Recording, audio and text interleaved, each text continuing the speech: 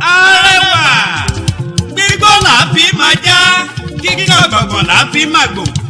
ayé olórin ló pọ́dún tuntun ẹja lálùjọ fún alájà Mufuliat.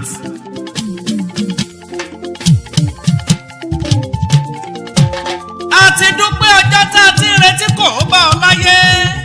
alájà Mufuliat Àyọ̀ká ó kú oríire ẹ̀mí rẹ̀ ó ṣe púpọ̀.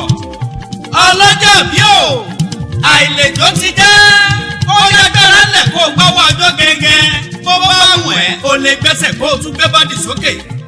alájà Mufuliat ọmọlára bójú rẹ tó rọ́dún tuntun ló jẹ́ kí gbogbo èèyàn ó panupọ̀ máa bá ẹ ṣọpẹ́ fọ́ba ọlọ́pẹ́ fún dídá tó dá ẹ sí tó ká ẹ mẹ́ni tí yóò wà lókè èèpẹ̀.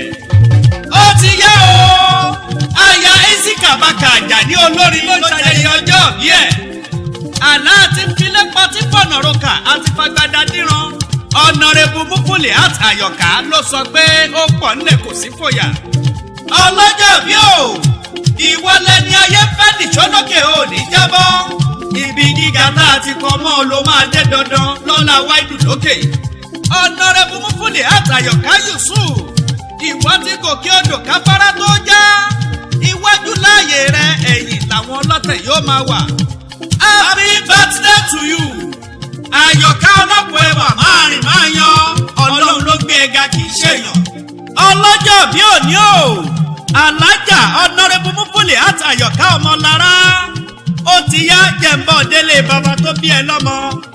ìwọ lọ́mọ olówó òdùrú ọmọ ajíbọ̀sìn ọmọ èpè ọjà ẹ̀yin lọ́mọ sunkún gbàdé ẹ̀yin lọ́mọ lágúnnẹ́rẹ̀ nírí òwú òní màlà ọ̀la màlà ìní ọjà mẹ́ni tí ó nà lówù lábẹ́rìnjọ ẹ̀yin lọ́mọ bẹ́ẹ̀ tí mọ́lẹ̀ ń ṣẹ̀ṣọ́ bí bàbá yín ti ṣe lówó tó ló fi ń ṣoge ẹnu làáwú pọ́wọ́ ẹnu làáwú pọ̀wọ̀ ẹnu làáwú pọ̀dẹ̀rẹ́ kókò nílé òwú lábẹ́rìnjọ ẹ̀yin lọ́mọ eégún amùgbù àti nkàkànpọ̀ ẹ̀wù.